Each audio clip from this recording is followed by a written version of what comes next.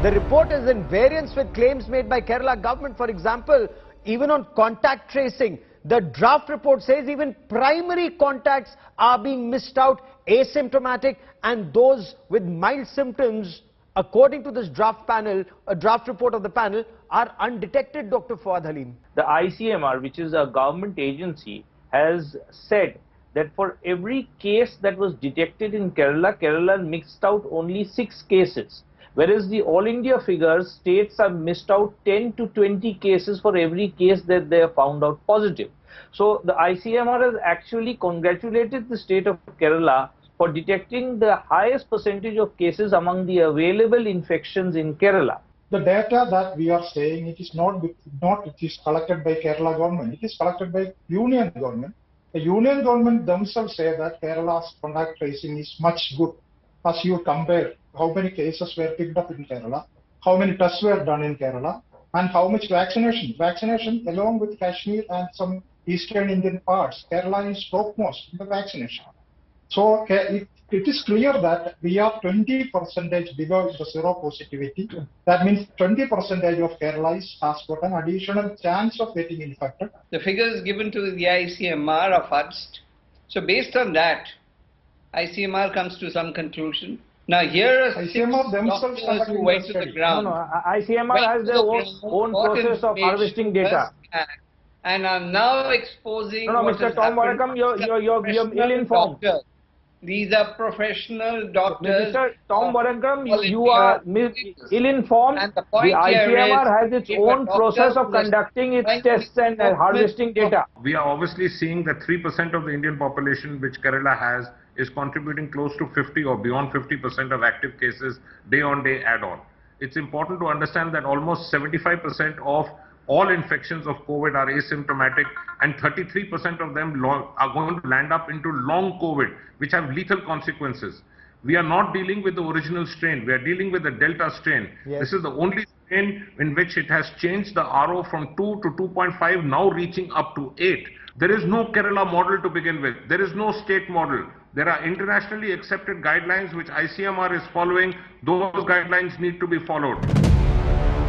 This case is in the national capital, therefore it gets the limelight. But many rapes occur in small districts, small towns that often get lost out. Do you believe that we are in a better place today than we were 10 years ago to ensure justice for this girl's family? Unfortunately, rape in India has been politicized too much by all political parties.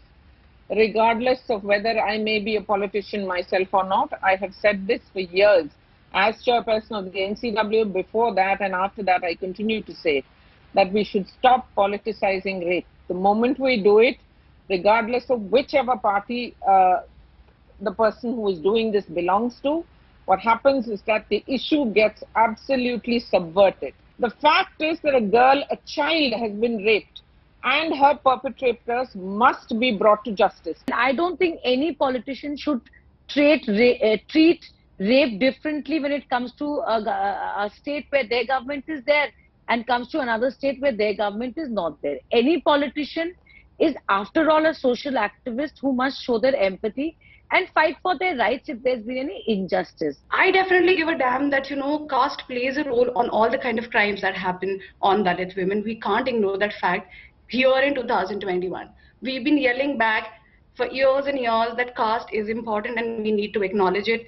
And we're tired to explain why politically, socially, we should be acknowledging that caste is important. But you don't believe it's got any less? No, we have to look at the conviction rate and also the crime registered in all these years against scheduled caste. What is the conviction rate under the SC/ST Act?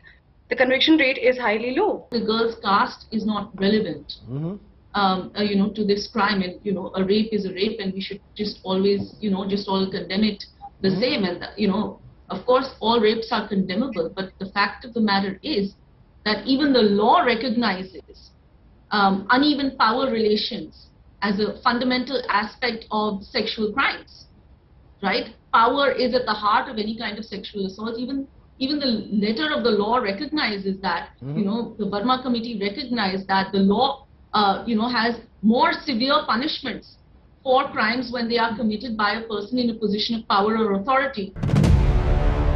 we've been talking about this. We've seen this from the drawing board stage to this moment and future trials. And then finally when Vikrant sails, what a historic moment for a country. What does this mean for the Navy? What does this mean for the country? Truly a historic day, Gaurav. It's the largest warship we've ever built, the most complex warship, and it's a huge statement for Atmanirbhar Bharat, Gaurav. Are we then making a case also for the third aircraft carrier? Because once we've got everything in place, we need to build and perhaps build maybe in times to come for export. Yes, Gaurav. In fact, the third aircraft carrier, or the IAC-2 as it's being called, is a subject of intense debate within the government right now. The Navy wants the government to give a go-ahead for it because they believe that they don't want to repeat the mistakes that we did with the submarine arm, where you had submarines being, orders being placed after very long intervals, and that led to the skills that you've accumulated in building submarines withering away. And here you have Cochin Shipyard, which has taken its time to build this carrier, but finally we have it after more than a decade. And it's important that we preserve those shipbuilding skills that we've accumulated in the last couple of years. By building ships, large complex ships of this kind, it's really important to keep the production line running.